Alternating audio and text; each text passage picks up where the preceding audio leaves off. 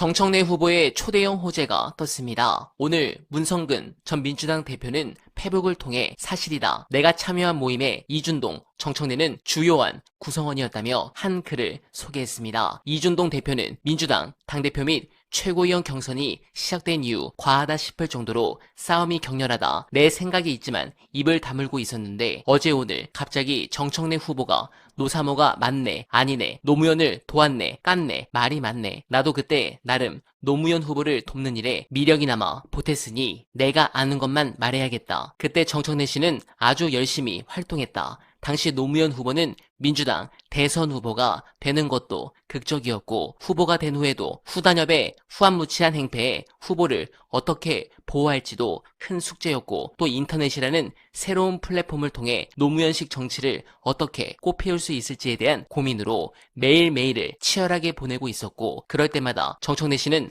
매우 열정적으로 참여했다. 소모적인 논쟁은 줄이고 싶어 그때 일을 밝혔는데 이걸로 또 더 소모적이 되려나 그러든지 누군가 이 글을 시비 걸면 그분 말이 맞는 걸로 합시다 라고 말씀하셨습니다. 네, 너무 감동적입니다. 심지어 요즘에는 박시영 대표가 노사모가 아니었다고 주장하는 뉴 이재명도 있는데 박시영 대표는 노사모 사무국장 및 사무총장을 맡았고 그 뒤 청와대 여론조사 비서관실 행정관으로 근무를 했었죠. 아니 이거를 이런 식으로 증명을 해야 하는 겁니까? 저는 이해하기 어려운데 당권 문제와 관련해 여러분들께서 깊게 공감하실 분석 끝까지 봐주시고 여러분들의 생각 댓글로 부탁드립니다. 제가 사실 뉴 이재명 쪽 그리고 이제 친명으로 자처하는 사람들에 대해서 굉장히 비판적입니다. 친명이다 이거를 비판하는 게 아니라 친명이다라고 한 사람들이 하는 행태들, 선호 투표자를 갑자기 뭐 경선 직전에 막 밀어붙여서 막 소수결로 통과시키다든지 뭐 이런 것들, 그리고 이번에 경선 과정에서 보여주는 어떤 거의 뭐 작태라는 표현이 좀 어울리는 것 같은데 이런 것들이 너무 실망스러워서 그 논리의 빈약함,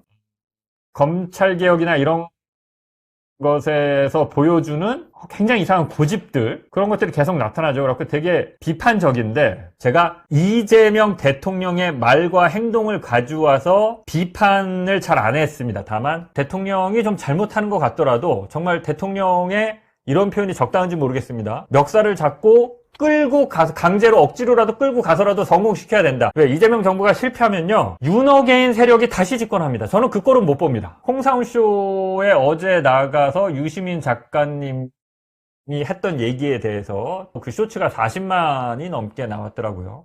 유시민 작가님만큼만 해라. 유시민 작가님만큼만 토론을 할 때 상대방에 대한 존중, 태도 이런 것들을 갖춰서 해라. 저는 사실상 유시민 작가님이 토론을 할 때, 자기 주장을 펼칠 때 지식인으로서, 비평가로서 보여주는 모습은 정석입니다. 정석.